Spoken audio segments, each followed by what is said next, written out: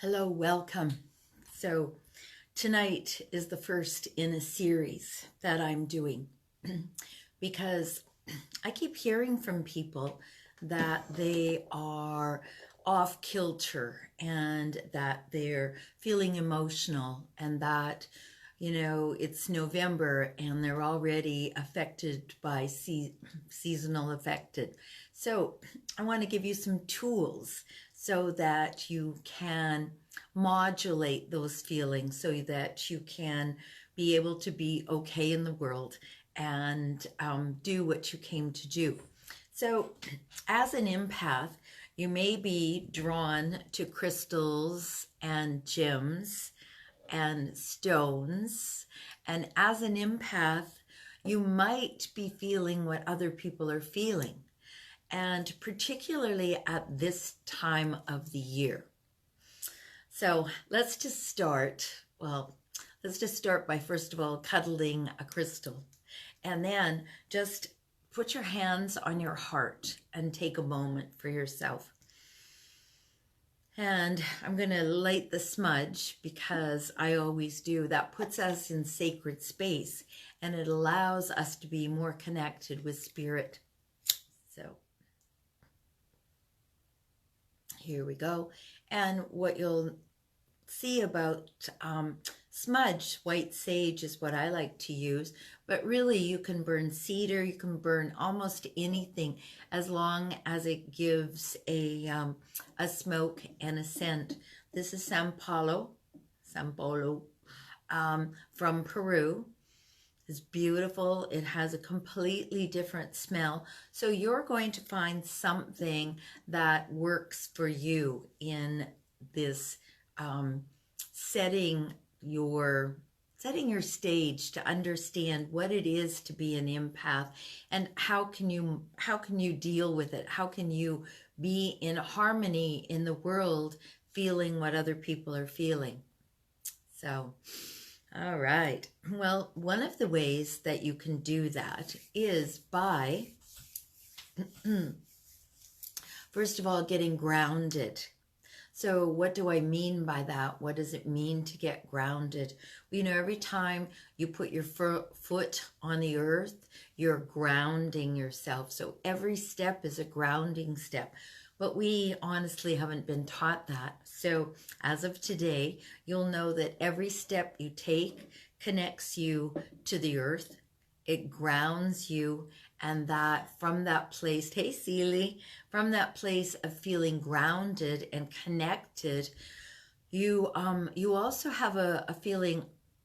Well, here's what I'm going to put out. When you're touching Mother Earth, when you're grounded, you also have a feeling of safety, of security, of being okay in the world. So feel your feet, even wherever you are right now. Just take a moment, put your feet on the ground, whether you're on the 23rd floor or you're right on the earth.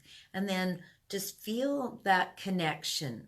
Well, first of all, to your feet, because we go around and we're not connected to our bodies.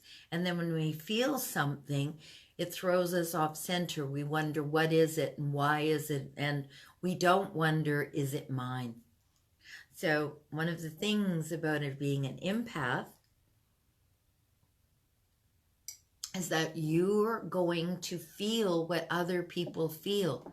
But before you understand that you're an empath and that you're feeling someone else's feeling, you first of all think it's yours. So then you begin to respond as if this emotion that belongs to someone else is yours. So that takes a moment to just take that in for a moment. That, I'm feeling feelings, but they're not my feelings. So how do you begin to distinguish that? Because to be an empath is to feel what other people feel from their emotional state.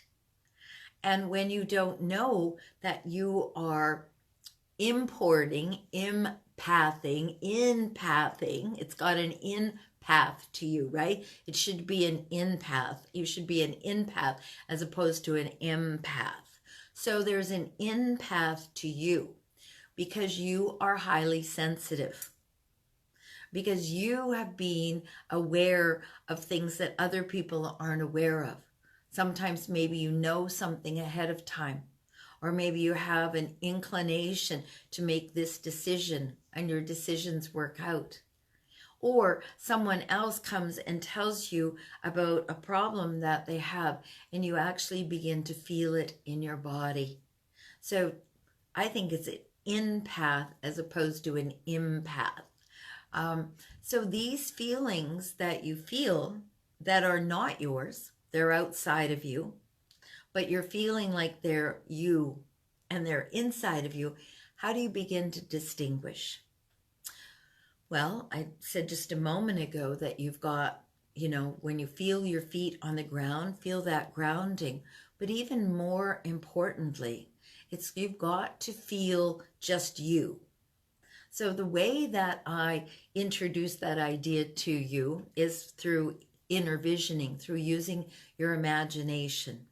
So just for a moment, play with me and just imagine this big cosmic egg around you, as far out as you can reach, as high up as you can reach. I've got kind of a round cosmic egg here. And so as far above, as far out, and now just envision that energy going down into the earth, all the way down, 6 feet into the earth. So we're pushing that energy down into the earth. So you have this vision there in front of you where you can see this big cosmic egg. So just walk up towards the cosmic egg and then notice that it has a doorway, and open that doorway. Hey, Virginia. So I'm talking about the idea of being an empath. And what I stumbled on when I was talking about this, and if you have questions, please just pop them in there, because I'd love for this to be a conversation. Are you an empath? Do you know how to deal with that? How do you understand what that even means? So I did a little play on word and worth as well. So instead of an empath, it's an in-path. So other people's feelings, you feel what other people are feeling. And so it comes in and you feel it. You are not aware that it's not your feeling. And so you begin to respond as if it's your feeling. And you don't know the difference.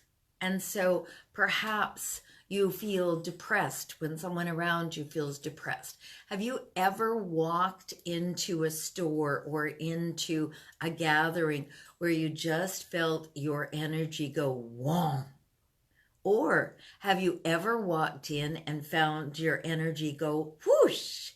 That's because you're gathering the energy of the room. You're feeling what the other people are feeling.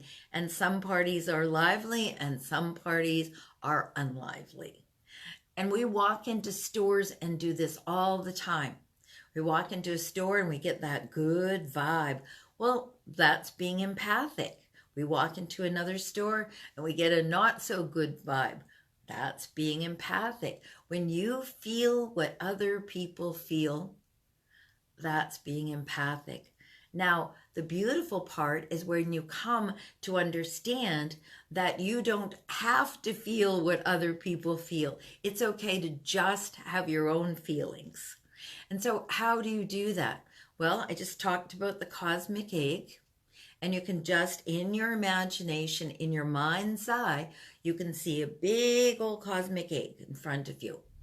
As far out as you can stretch, as high as you can reach, 6 feet down into the ground.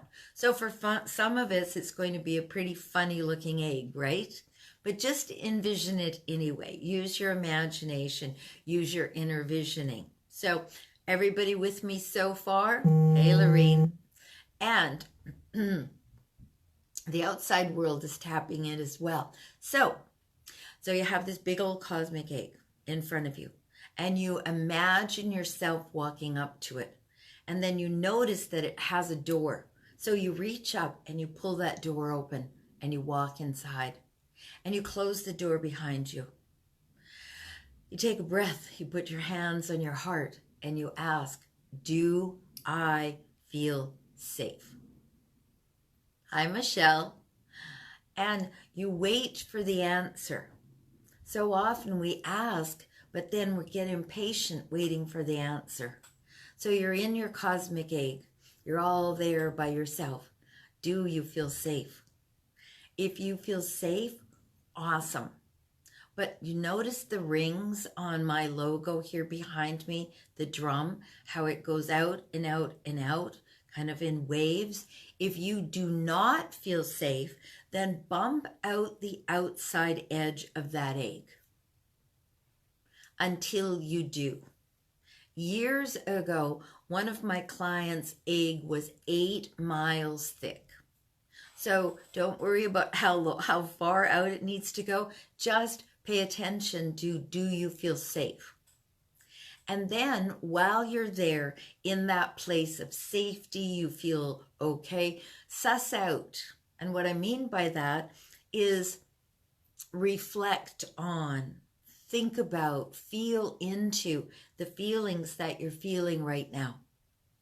Are they yours? And if they're not, you don't have to fret around about who they belong to. You just go, okay, not mine. And you hold it up. You hold that feeling that is not you. And here's what you do. Very simple, super simple, so simple, anyone can do it. You hold that feeling and you say, thank you for being here. You don't belong to me. And you let it go because it's not yours. And for you, this is what empaths do. We feel other people's stuff, we go through it, we work it out, and then nothing really much in our life changes. And we've put ourselves through all of that. And the beautiful part about being an empath is you can feel the feeling and then you can suss out, sniff out, my teacher used to say, watch, listen, taste, touch. Whose feeling is it really? And then you can give it back to them. There's a wonderful stone. It's called lapis lazuli. And what it does is it takes energy that comes to you that's not yours, transmutes it into white light and transmits it back to the source it came from. So what happens is that the energy comes to you, you feel it, it's not yours, and you get to transform it into white light and have it return. So that's one of the beautiful things about knowing about the crystals, about, I need to slow down. Hold on. I get so excited. So that's one of the beautiful things about knowing about the crystals and the stones and this exploration of when we're empaths, we feel things. We're also drawn to things. So, you know, this rose quartz has been with me for, look, it has 2 little eyes, looks like an alien. Has been with me for decades. And when I'm feeling a little troubled in my heart, and I'm hearing that from lots of you right now, that seasonal affective is beginning to be present in your life, that your heart is hurting, that you're confused, then these things like rose quartz, which is a heart healer, a heart stone, are really lovely for you to hold and to get familiar with.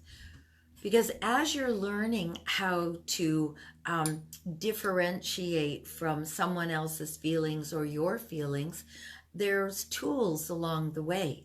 You know, the drum is a tool. It really, and my daily drumming that I do at 12:30 on Shamanweaver Shiela Baker Facebook page really alters your brain waves. It drops your brain into a theta state.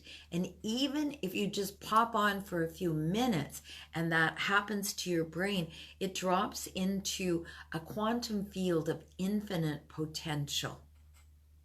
So imagine this, you're feeling things that you're feeling, and now you know the difference, because when you start to feel something, you can pop in your cosmic egg, you can check it out. Is this my feeling? Does this belong to someone else? If it's not yours, then the next tool is that you hold it in your hand and you back to its source, having turned it into white light. So think about this. You have a feeling that isn't very pleasant, and you check it out, mine, someone else's, and you go, no, not mine.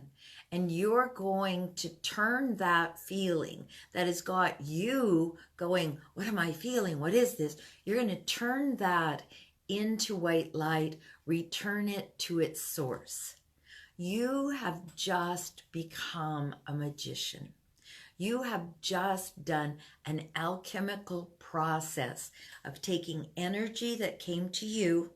You had your response, your reaction to it. You sussed it out, mine, someone else's. You went, not mine. You turned it into white light. You sent it back. Now imagine, just imagine this for a second. If all of the times that we feel something, that we stop, and we go, mine, not mine. And then if it's not ours, then we just turn it into white light and return it. So whoever it was coming from is the amazing beneficiary of all of this beautiful white light that you have sent back to them. Now, personally, I think that's a pretty good idea. So imagine every time you feel something, you're not mine, white light, back to source. How about this even if it is yours, turn it into white light. And then the process of feeling it, dealing with it, being in it gets to shift and alter in amazing ways. So have you, any of you who are here, have you, or listening later, have you felt that experience where you've been somewhere, you walked into a room, and all of a sudden either your energy went down like it was being sucked, or maybe it went up like it was being uplifted? Has that ever happened to you? So you can do a thumbs up over there, and because I would love for this to be interactive so that we're engaged, and I can help you if there's things that are going on in your life and you're not knowing quite what to do with them. Then there's a lot of super simple spiritual strategies that we can use. So when you feel these things, now you have a tool. Well, actually, you have more than one tool. You have the tool of protection. You have the tool of awareness. Is this mine? You have the, oh yes, energy sucked away. Yes, right. Yep. Both have happened. So what you know now, both of you, you can put up your hand if anyone ever asks you if you're an empath. So let's just talk about the energy sucked away. There's a book, The Celestine Prophecy. And in the Celestine Prophecy, he describes this energy sucking. He calls it energy vampires. So if you go and spend time with someone and you come away the same or uplifted, then you've been with somebody whose energy matches yours. When you go out and you're somewhere and you come away from that and you're feeling tired, you're feeling exhausted, you're feeling like, I don't ever want to do that again, you're with an energy vampire. Now, it's not a conscious thing. Most people don't go, I'm going to go out and suck me some energy today. But what happens is we go out and we're not equal matched, sharing the same. Then one or the other is going to feel like they've given more energy. So if you're at the end of a time with someone and you're noticing that your energy is up, then you know that you've got an energy match. However, if you notice, pardon me, if you notice that you're with someone who drains your energy, or you go away afterwards and you're ruminating on it, then you know that you're with someone who has less vitality, less energy than you do. You also know that you can put your shields up, right? You do not. You can pop right into that cosmic egg. And as a matter of fact, you can pop right into that cosmic egg when you're sitting there having lunch with somebody who's starting to suck your energy. You're just like chewing away and they're talking away, and just in your imagination, see that egg, see yourself walking, popping yourself in there, close the door, and then re-engage in the conversation.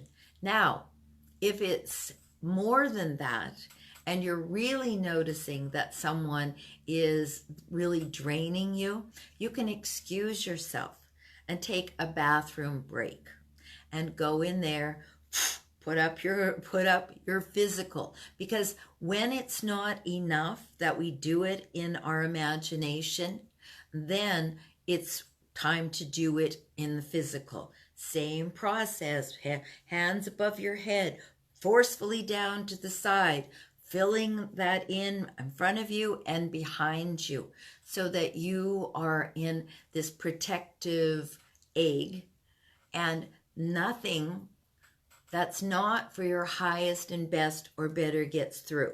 So you can go back out, your cosmic egg is up, and you can also, oh, this is a good one, send your higher self to that person's higher self and tell them to work it out, that you're not willing to be drained, you're not willing to participate like this. So higher self to higher self, figure it out. And amazingly, by the time you're done in the bathroom, your egg is up, you're back there, you'll notice that the energy shifts. And it shifts because you took action. And to be an empath doesn't mean that we must feel what other people feel. It doesn't mean that we've got to be involved in being healers. It doesn't mean anything other than you're sensitive. And there is a book called Highly Sensitive People. And I never thought I was one, because I just thought, well, that's silly. I'm sensitive, but highly sensitive, nah. And so I disregarded the information in there, because I decided that I wasn't highly sensitive. So if you're here and you're listening, find a copy of that book and have a read, because there are actually billions of us right now on the planet. You know, there's 7-8 billion of us. Well, there are billions of us who are highly sensitive, who are moving in this particular pathway right now. We're pathing other people so that we can heal it, but it doesn't mean that it gets to take a toll on you. It doesn't mean that you need to do that healing. There's plenty of healers out there who do the work if that's not your calling. You know, we've got to find, being an empath means that you have a calling. It means that you're here for something higher than yourself. Otherwise, you wouldn't be more sensitive, would you? You'd just be regular sensitive. But know that being an empath is, it's actually a gift. So how can you use it in a way that works for you, so your energy isn't sucked, so that you don't have to take a potty break when you're with people to go and put your shields up more? Well, one of the ways that we can use it is we can use it to raise the vibration. We can use our empathy, and we can send out, well, you can do it in the practical world. You know, you can take 5% of your income and put it towards gifting. That's a practice that I've had for a few years now.